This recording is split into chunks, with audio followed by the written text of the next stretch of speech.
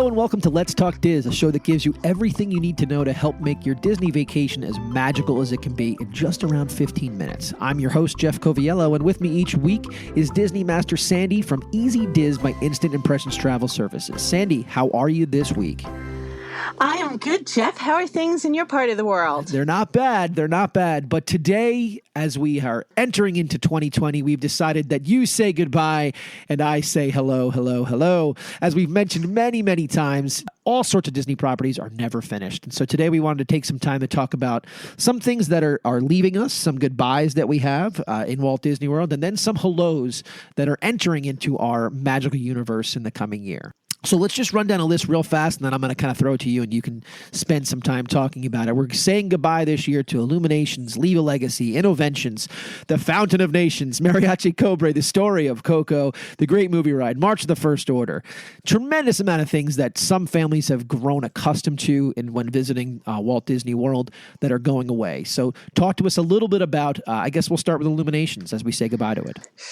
2019 was tough saying goodbye to Illuminations. I think it was tough on cast. It was tough on longtime guests. It was tough on previous casts. It's one of the few attractions that they actually, I know this will be shocking to people, built a whole merchandise around Goodbye Illuminations. That is shocking. I can't imagine what they would do such a thing. I was super sad. I will say I planned an additional night in Disney. I bought myself a plane ticket, flew down for closing night of Illuminations. It was jam-packed. I think it was more crowded than on Christmas. There were people starting at 4 o'clock in the afternoon lined up around the lagoon to get their perfect spot. I made some great friends while waiting to see the show. I will admit, I was not a 4 p.m. person. I was more like a 7:30. But it was a show, as the music says, through the laughter and the tears. A lot of us there were crying. It was a show that I didn't want to say goodbye to. It is my personal favorite in Disney. If I only get to do one evening show every trip, it's Illuminations. I would say I'm probably, 100 or 150 times I've seen it, and I still am not thrilled that it is gone. It is super sad for me to be in Epcot in the evening now. And I think a lot of people share that sentiment. You know, it's the type of thing where it ran what seems like forever. And I don't say that in a bad way. It just seems like it was always there. It's difficult to separate the identity of Epcot or Epcot Center from Illuminations. It is true. It's, something that, as I said, I don't think you can ever get enough of. And we've got it on our YouTube channel, so I will fess up to being that person that still watches it on occasion. But 20 years is a good run for the show, and I'm optimistic that they know how incredibly disappointed fans were that it's gone, and that they're going to make good and give us something new that we can talk about in a minute in 2020. Well, if we hold on long enough, it'll make its way into the Imagineering series on Disney Plus for season 2, how they put Illuminations together. We talked about the identity, Leave a Legacy, leaving us. Any quick thoughts on Leave a Legacy, where people can maybe even find if they do have their picture somewhere? What are they planning to do with that? Word is we will see it again. I have my little tile there, our etching is there. But just like the bricks over by the Magic Kingdom, when you bought one, they were not guaranteed for life. So they don't have to come back, but word we're hearing is we will see them back within the year in a different location. Okay, so somewhere else, not at the main entrance. Somewhere else. One of the things that I grew up with, Innoventions. Talk to us a little bit about that. I think it's hard. We're in an age of technology, and attractions don't pop up overnight.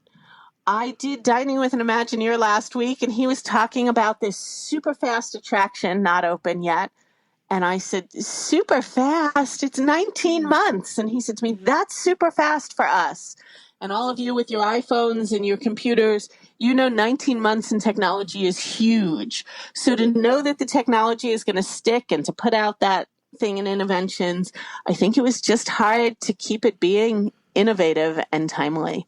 One of the things, I don't know, we talk lengthy about it, but Fountain of Nations, I always thought that the history behind that with the water from all different parts of the world. I thought that was kind of cool, but we are saying goodbye to that. We are. The plans for changes in Epcot are vast. Our blog has a note about all the things they talked about in D23. I think we're going to see a new and incredible Epcot, but if you're like me, change is always hard, and that fountain is really a staple for us. So I'm hoping that the new water feature that's going to be Moana themed will do it some justice. Mariachi Cobre, the story of Coco. Who didn't love Coco? I mean, I guess a few more tears than I want to shed, but a little bit of reality in life. And it's important to know that the Mariachi Cobra is still there, that incredible band in Mexico.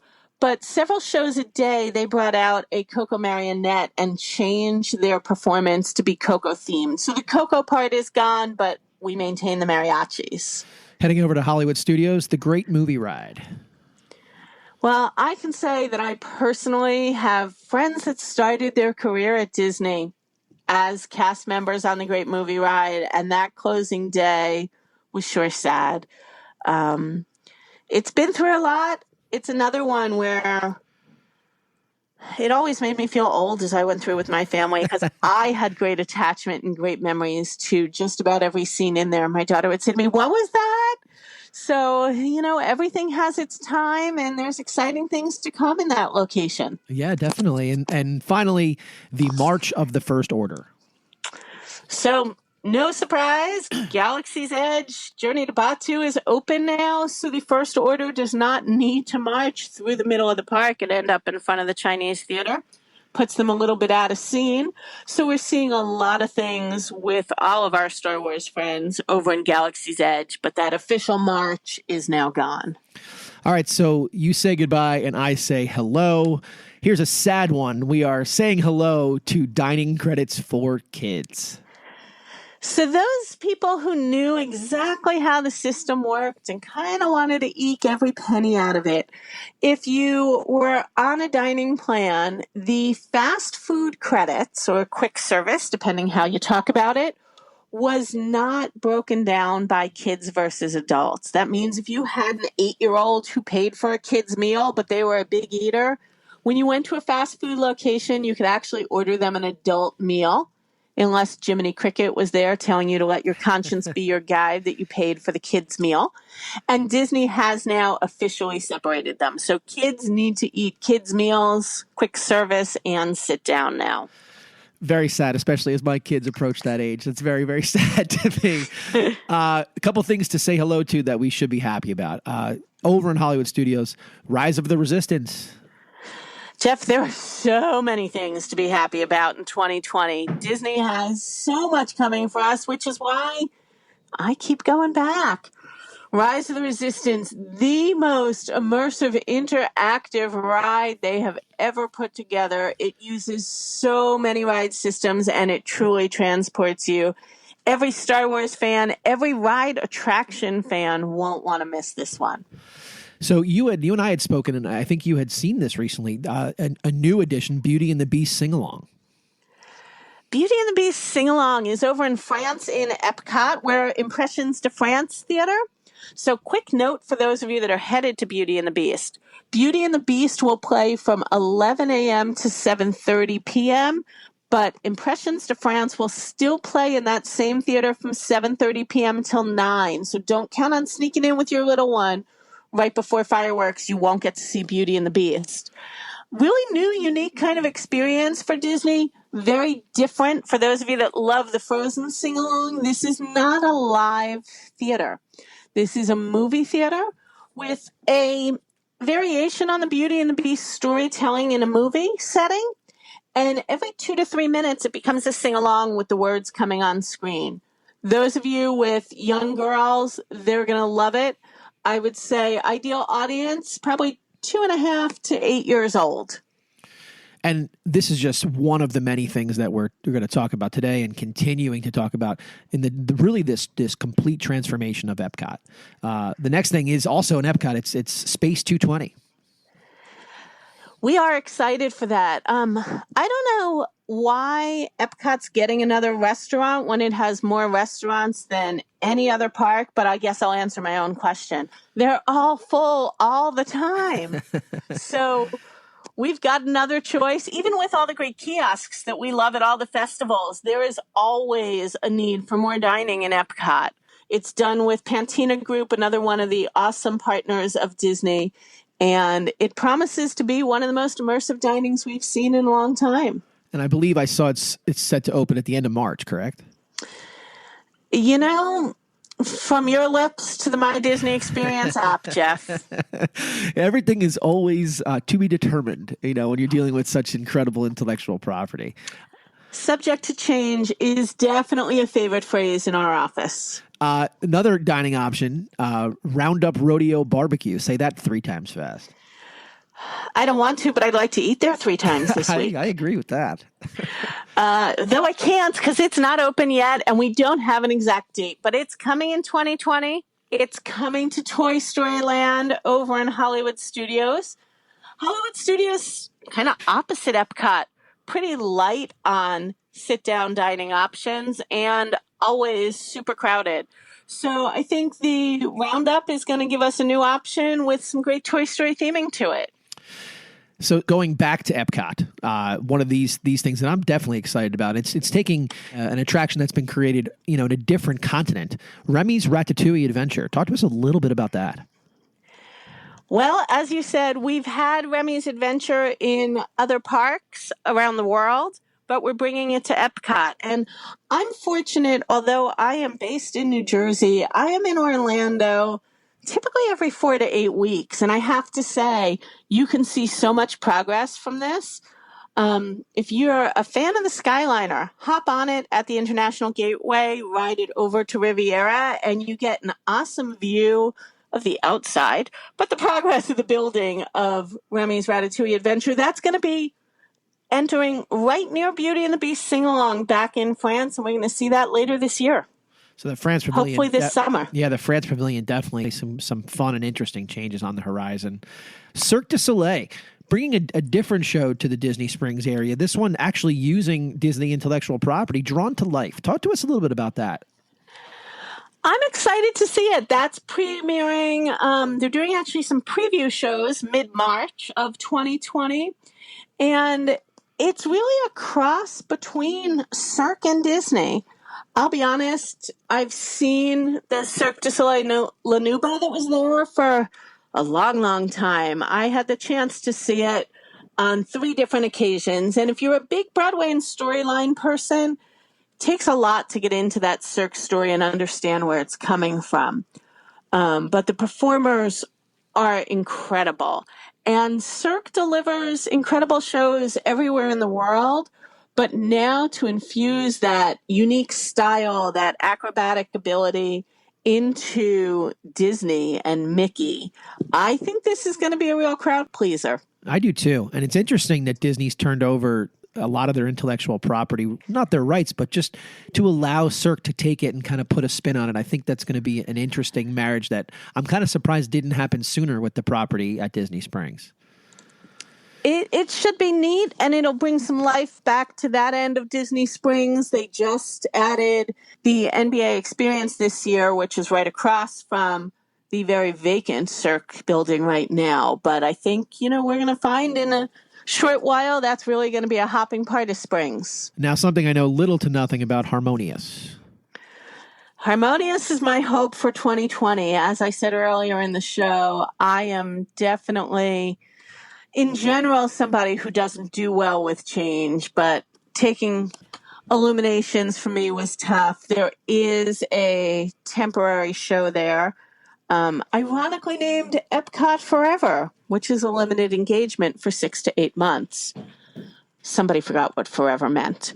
But we're going to get Harmonius, which is supposed to be, from all the previews I've seen, absolutely the best we could ever want in a nighttime show. Obviously, things evolve, and while I loved Illuminations, the technology available to them 20 years ago, so different today.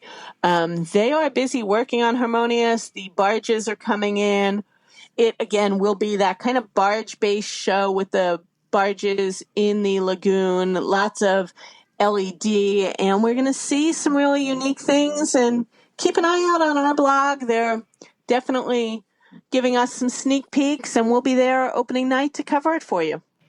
So wrapping it up, a couple things that we can be happy or sad about. First thing, boarding groups. So we've talked about that with Rise of the Resistance. I'm not sure whether I love them or hate them. I love that it's a unique opportunity to get that extra fast pass that right now is only being used in Rise of the Resistance. I think it's also a test for the success of it to determine whether they use it on other rides. I love that extra fast pass option. I hate that the boarding groups are gone in 7 to 15 minutes right now, and it's been that way for almost 8 weeks. So that's a tough sell for me. And last but not least on our list that we have here is the resort busing change with the rise of the gondolas. So our gondola system, which has kind of like the same way we have the Transportation Ticket Center, their main station is over at Caribbean Beach. From Caribbean Beach, you can take a gondola over to Hollywood Studios, take a gondola through the Riviera Resort and over to Epcot, and you can also get a gondola from Caribbean Beach over to Pop Century and Art of Animation.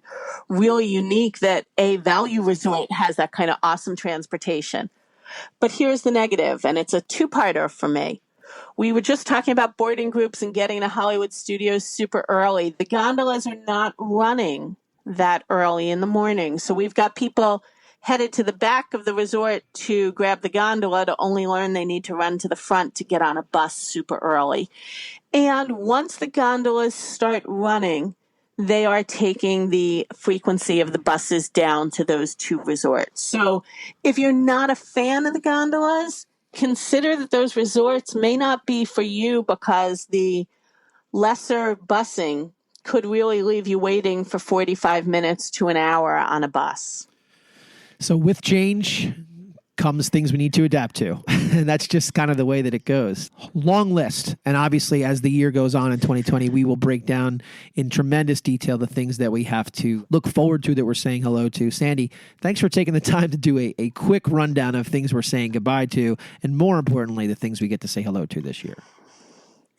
I am thrilled to share them all with you, Jeff, and I know we've got some awesome hellos coming very late 2020, possibly 2021, and I know we'll be back to talk about all of those. So as Walt Disney said, we keep moving forward, opening new doors and doing new things because we're curious, and curiosity keeps leading us down new paths. And times and conditions change so rapidly, we must keep our aim constantly focused on the future. And that's going to do it this week for Let's Talk Diz. Be sure to reach out to those folks at Easy Diz by Instant Impressions Travel Services for any Disney destination planning. Make it a great week. And as always, keep making memories.